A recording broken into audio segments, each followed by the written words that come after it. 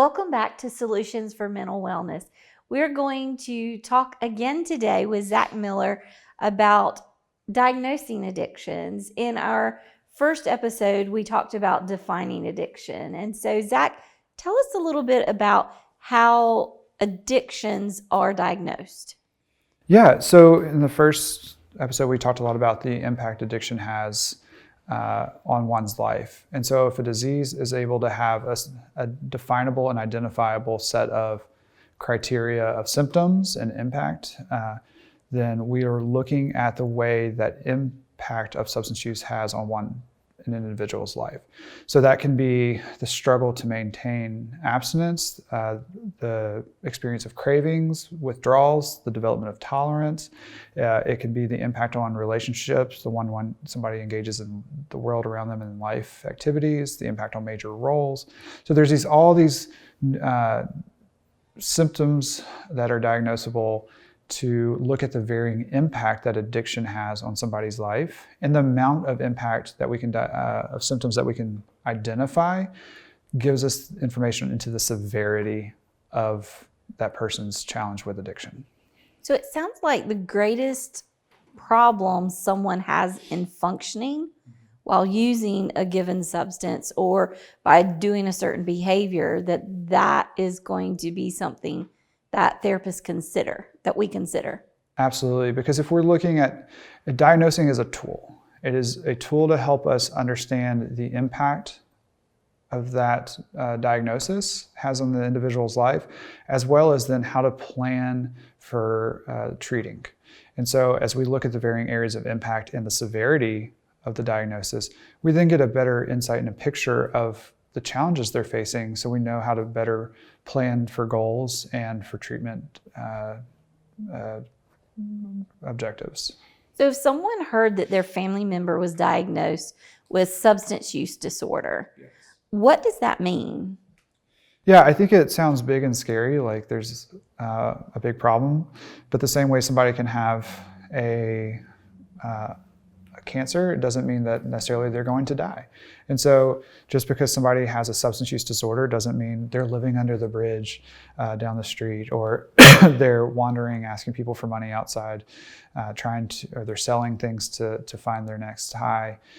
It could mean that they're just having a challenge. There are people who, we call that, you hear the phrase, almost a functioning alcoholic. So people are able to still engage in the world around them without maybe having other areas of their life fully deteriorate. But that tells us that there's things, somebody comes in that's, still working, still has relationships, but really can't seem to challenge that relationship with substance use on their own.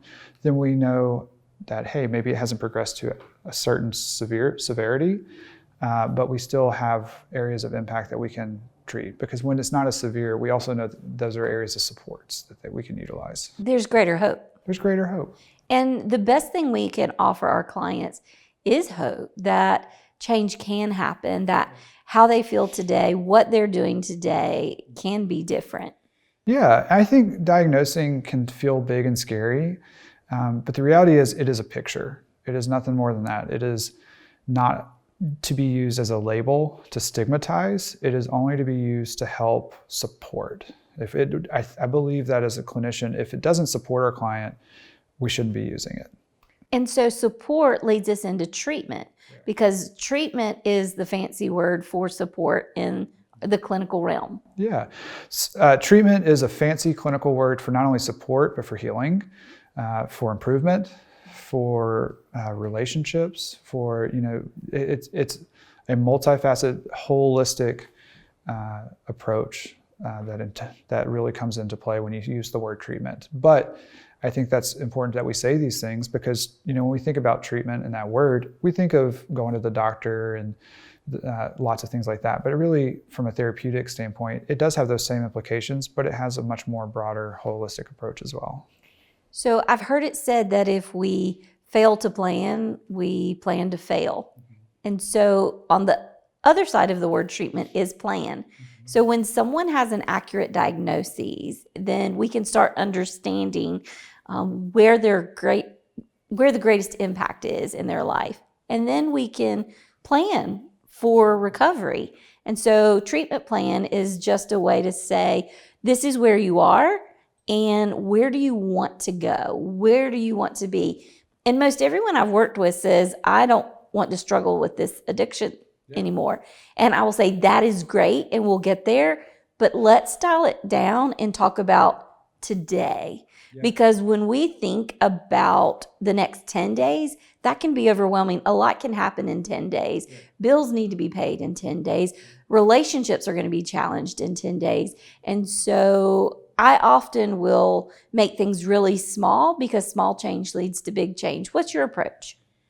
I think you kind of have, we have a lot of overlap in that. One of the things that you said is that where is it that the client wants to go? Where is it the person who is wanting to heal wants to go? I always tell the client that I'm like a mountain guide. You tell me which mountain peak you want to go to, and we find a way to get there. And so some days it's harder than others.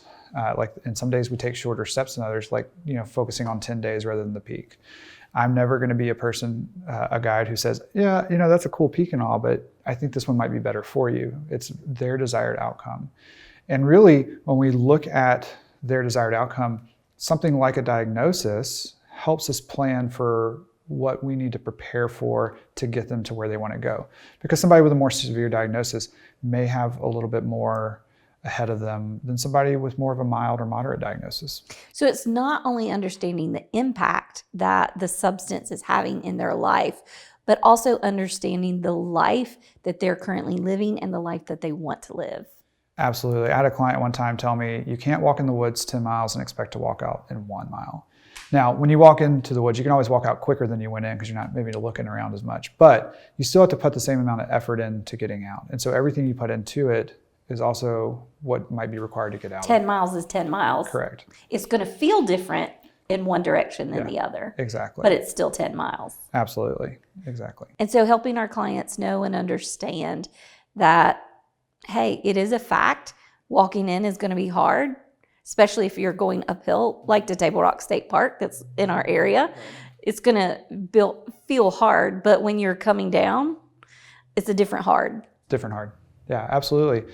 But at the same time, walking down even though it's hard can still be rewarding. And so I think that it is overwhelming at times. And I think that's part of our goal let me rephrase that. My goal as a therapist is to say, it is hard, but let's also highlight the goodness that comes in this process, because the little victories, even though hard, are still monumental in that. Yeah. And I believe clients are the experts of their own story, and they have ultimately the pens to write it. And I love your word guide. I would like to say I'm a co-narrator with them. And one of the things I love to do is highlight, hey, on that 10 miles in, you made it to the top. Now this 10 miles back is different with it might be the same path, but you're approaching it from a different perspective. And this is where resiliency comes in. What can you take that you've learned from your hike in that's going to help you in your pack back? Yeah, absolutely. And especially being co-narrators, as you say, is important, because sometimes when maybe positivity or hope has been challenged, being a person who reminds them of the strengths they do have, whether they feel them or not. Because not only is there emotional and social changes that somebody goes to when challenging addiction and recovering and treating, but it also, you have to think about the biological impact of recovery has pretty powerful challenge on the body, because your chemicals in the brain are resetting. Oftentimes the withdrawal process alone takes us away from being present, because we get irritable, or maybe there's struggles in sleeping and eating that come, and so we have to be hopeful with them to highlight areas of strength when the challenges of the treatment may not make it easy to see. Which means that we really have to know our clients, and that's foundational for me as a therapist, to really let my clients know that they are seen, that they are known, that they are accepted right where they are. Now, I may not get down in the muck and the mire with them. I'm going to do my best to stand on solid ground, but that where they are is seen and known, and I'm not casting judgment on them for where they are. I'm there to offer a hand of hope that they can lean into support. And so that's a metaphor that I have in the back of my mind, because I go through life and I see life in pictures in my head, and it's a scary place sometimes. But what is a metaphor that you use when you work with clients? That might be one of the few things I don't actually have a metaphor for right now, but I do have an experience in working with clients in intensive outpatient and outpatient treatment arenas. I found that when there's a lot of instability that comes through alcohol and substance use, that being the stable piece, right? So not getting down in the muck and the mire, but being there with them means being stable. So that can be having healthy boundaries to reflect healthy relationships if they don't have them. It can be being a cheerleader at times that they don't have hope because, you know, there's the narrative of shame continues to play on repeat, and it's hard to break that. It could be just being present with them when they're physically hurting. And so stability looks consistent, and it looks a little bit different for everybody as the clinician, but it really just is showing up and being authentic without necessarily having to get down in the muck and the mire, as you said. Another aspect of diagnosing is understanding other things that may be going on in people's lives that either move them towards using their substance or behavior of choice. And one of those things is codependency. Can you talk a little bit about what codependency is and how that might look in relationships? Yeah, the word that always comes to my mind when I hear codependency is enmeshment. And that is a clinical term, but I like to go to the idea of mesh. Like, you know, people have gym shorts that are made of mesh, and it's really not knowing where one thread begins and the other ends. And so in an emotional sense, that means not knowing where my emotions are and yours begin, and mine and yours begin. The challenge in that, and the reason it impacts substance use and addiction, and further than that, relational distress, is because if you tell me you make me so happy, well, that's a really nice sentiment, but what happens if you're having a bad day and now I can't make you happy? Is that my fault that you can't be happy? Can you not just be entitled to a bad day because something happened? And so we start looking, and if you start spinning that thread of what it might look like in a more intense place, you start getting into, this is where a lot of abusive and traumatic relationships exist that often sustain, that influence addiction for a lot of people. You start looking at, I can't separate myself from this emotional distress, so I'm gonna use to cope with it. Oftentimes in trying to gain and achieve some sense of sobriety, people struggle with support. And so what happens is they either try and give too many hoops to jump through, and if you're not healing and I'm jumping through your hoops and I get to the end and you haven't healed, then you're gonna give me more hoops. Or maybe you wanna be really supportive, but you smother me. And I'm like, no. And so I go back over here, but that's not where my support is. And so it creates a struggle in the recovery and treatment process. So in codependency, there typically is someone who is pursuing and someone who may be withdrawing. Yeah, absolutely. And the idea of pursuer withdrawer, it's from Gottman, a couples therapy model, who says a person who is feeling overwhelmed will pull back, and when that person pulls back, the pursuer feels very anxious, and because of that, they go it's no longer okay. They're not attachment, so they go seek the other person for soothing. And what happens is now you just have a cat and mouse game all around. Yes. But when you have a healthy relationship with healthy boundaries, you are each able to experience your own emotions, and it's okay. It doesn't mean you can't share happiness together, and you can't both share sadness. Exactly. You can share silence. You can do something that makes me angry, or that you can be angry and I can still be okay. Exactly. Yeah, I should probably rephrase it from makes me angry to I can feel anger as a response, but it's not your job to. My response doesn't have to be anger back at you or, oh, let me try to make you happy. And that only creates more and more Exactly. frustration. Yeah. And so in the topic of codependency, it really can become a very broad topic, especially in the addiction world, is because not only does it impact the person who's struggling with addiction and maybe has fueled addiction at some points, it also can create challenges and barriers in the recovery process. It can also create challenges for the loved ones in supporting and knowing how to properly support.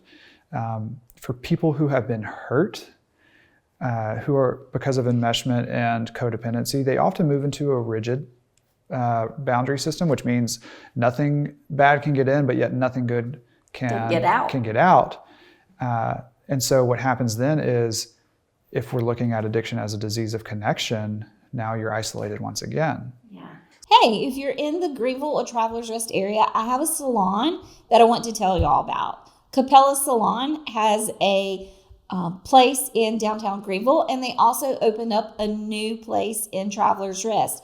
So Courtney at Capella North, she does my hair. So if you're in the area, whether you're vacationing or whether you're moving to this area, check them out. They'd love to have you come in. Walk-ins are welcome, or you can call and schedule.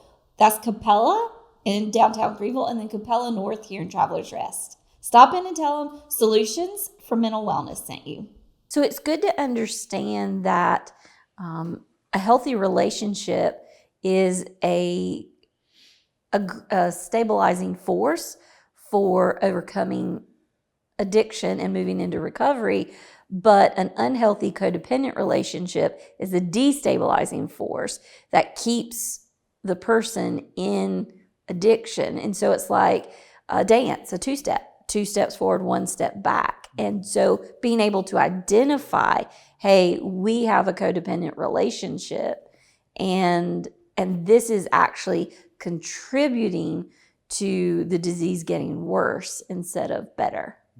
Absolutely. Absolutely. And so the reason it's important to look at is because we need to figure out what is going to be a support and what may challenge support. And so, because support might look different for everybody. Exactly. And one of the things, and we kind of hit on this in the last episode, was if you don't have a source of if a person doesn't have a source of healthy relationships, it's important to know where can we go look to find them. And that's where a lot of community support groups are really wonderful resources, is because a lot of times people don't have the ability or have never been taught to set boundaries or to have healthy relationships. And so they need to go to a place outside of the relationships that might challenge their recovery in order to get the support that will support their recovery. So that way they can then maybe learn how to then navigate those challenging relationships.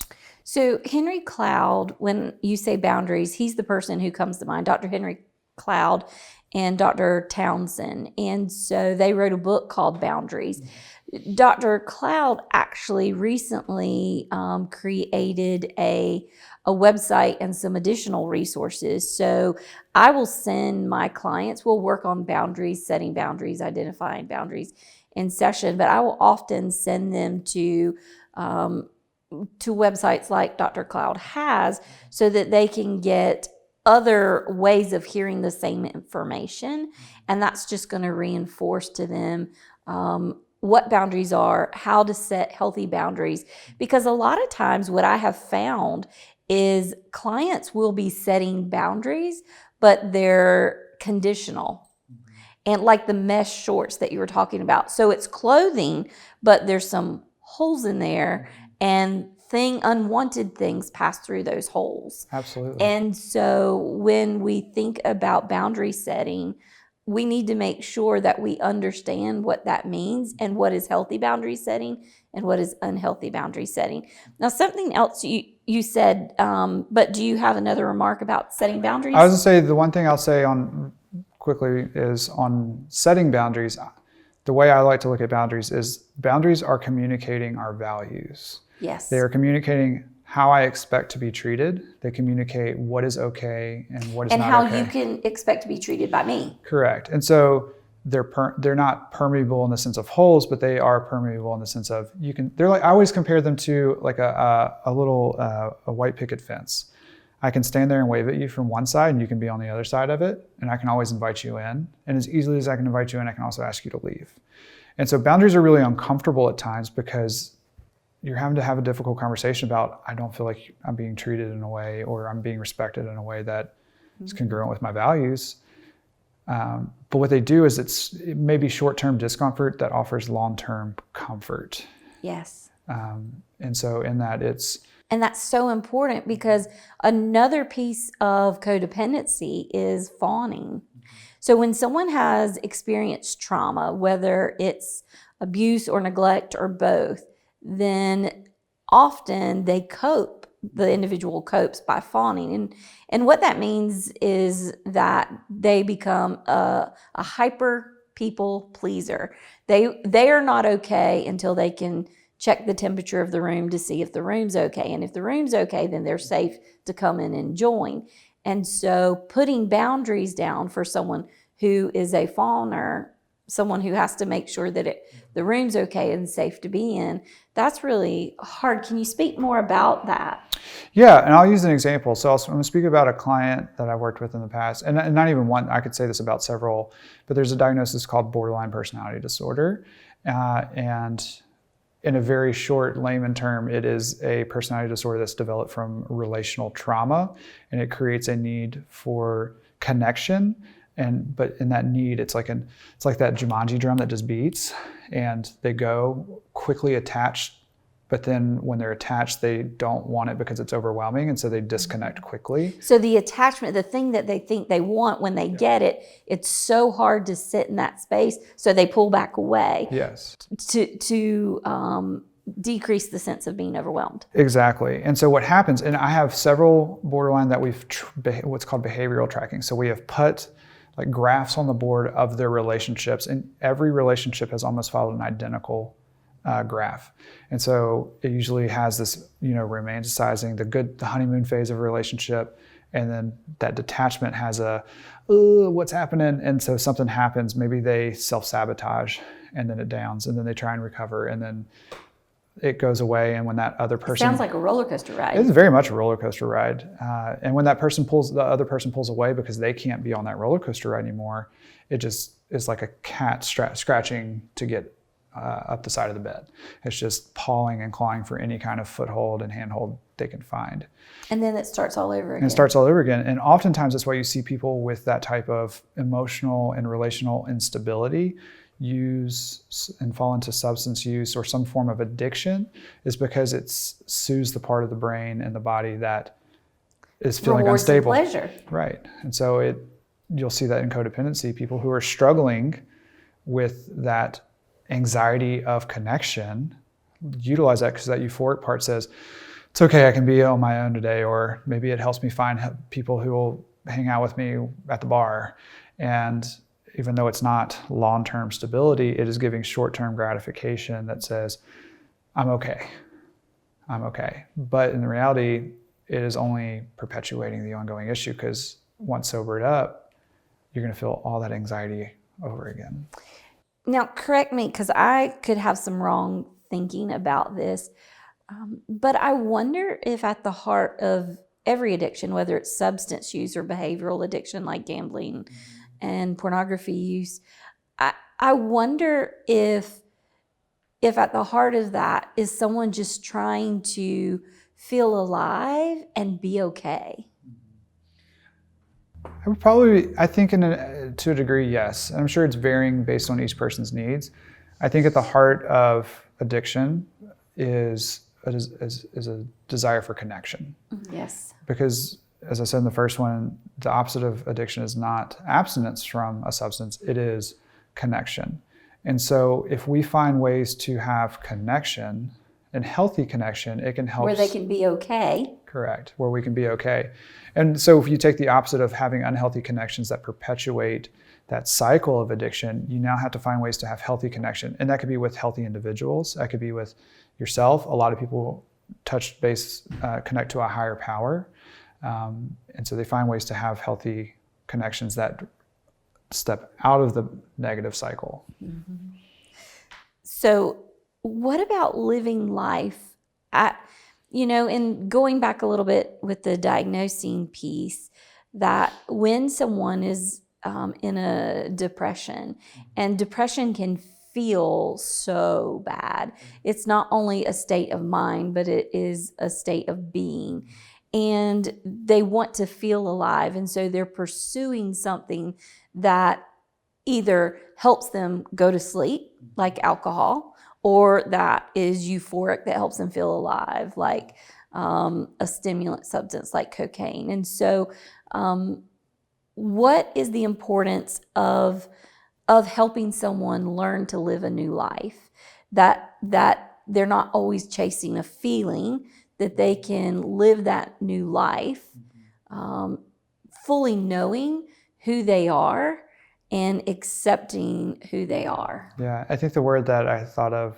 while you're saying all this is empowerment.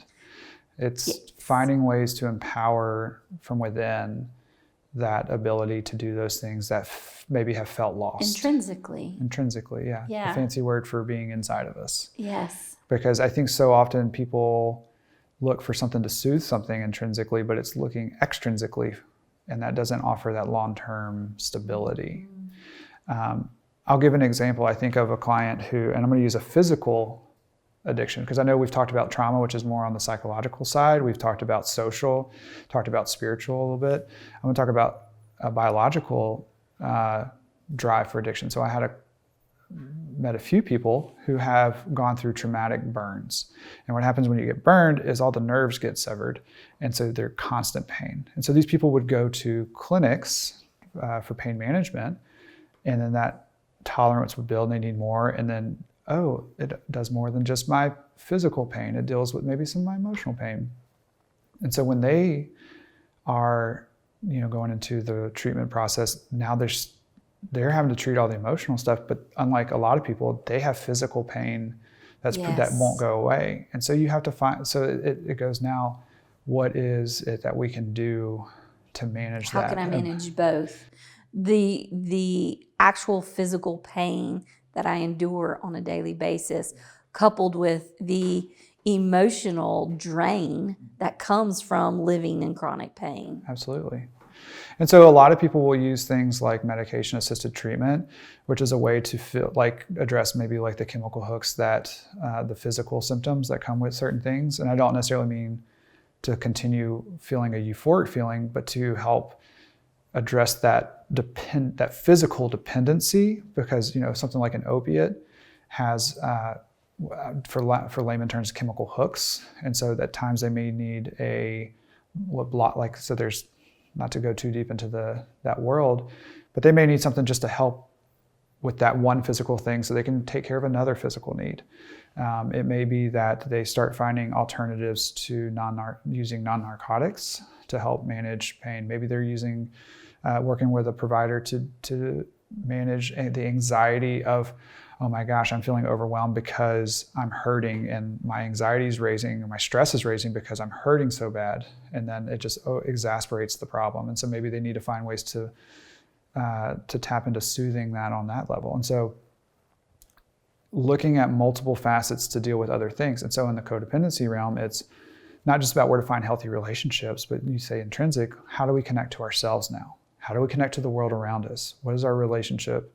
How do we find emotional stability? And so some people... How do we validate our own legitimate needs? How do we self-soothe? Yes, because it is a legitimate need to have a break from pain. Absolutely. And it's also a legitimate need to be able to connect with ourselves and others. And if we marry that over to the realm of now a relational pain, a relational need, how do we address that? A lot of times you can't separate mental health needs from addiction. And so sometimes it's working with people to say, treatment is great.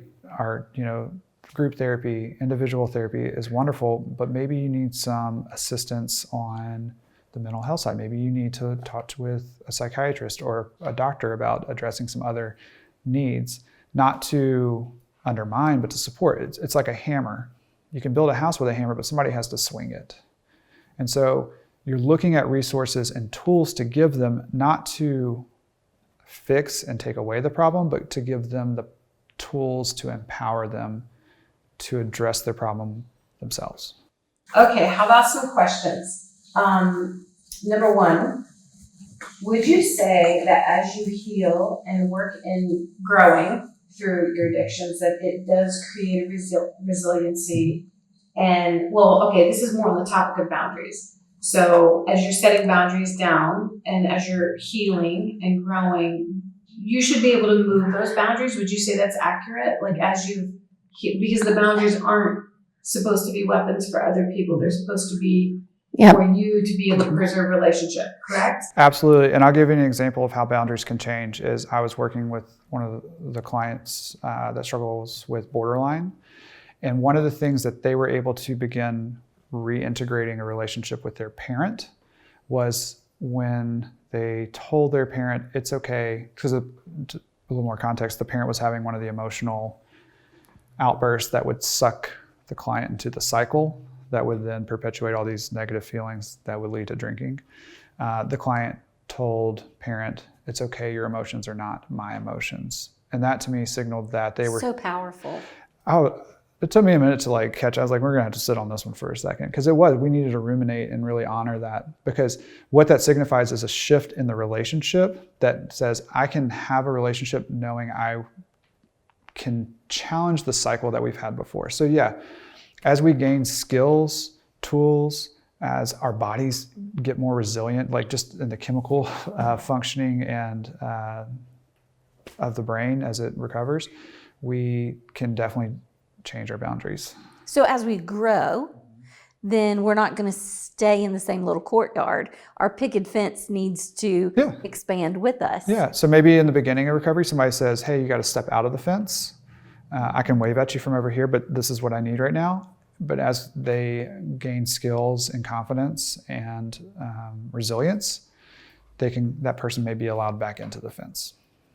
How would you encourage somebody who's doing that to not take the responsibility on of how that may make the other person feel? Because frequently, as somebody who has had to put boundaries down, it does hurt the other person's feelings because they don't understand, because they're not in that courtyard and they don't know what that's like.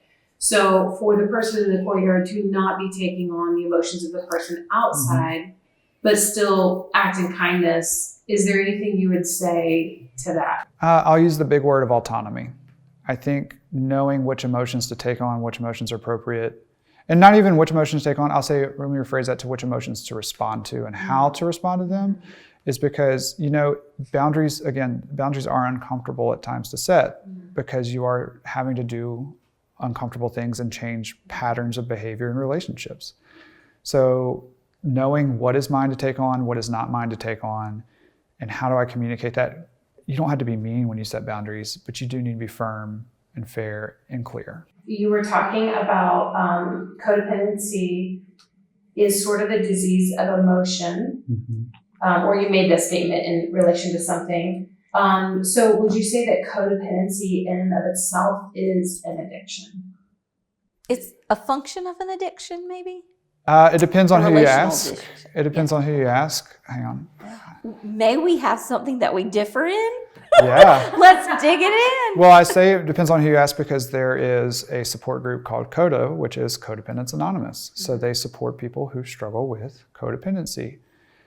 What I would say is, if you're looking at it from the lens of addiction, it is something that is helping us address a need. And so if somebody can be addicted to porn, to shopping, to gambling, those are not substances that but still have a connection to them. We can also fill in a connection with people, you can have an unhealthy addiction to spirituality at times. Yes. Really, addiction is you can fill in a blank and say, this is what I put in that blank. Okay, and so the third part to that, which maybe that's just the third part in my brain, is that in a couple relationship where one is an addict and one is not, who's the codependent one? Or is it created just depending on the relationship? So oftentimes it can vary, and oftentimes it is dependent on the people involved. There is a suggestion that oftentimes the person who is not in addiction is the codependent one, and the person in addiction, struggling with addiction, is coping with that, the overwhelming sense through substance use. Zach, we've covered a lot of things today, specifically around diagnosing and understanding the impact substance and behavioral addictions can have. If someone wants to reach out and explore the impact that their use of a substance or the behavior that they have, how can someone get in touch with you? Yeah, absolutely. So they can find me. I'm working currently at a private group practice here in Greenville, South Carolina, LA Mental Health. They can find me through that website. They can also look me up on Psychology Today. Thank you. So we're going to have you back, and we're going to talk a little bit more when we come back about some other things that could potentially be really helpful with people who are overcoming addiction. Absolutely.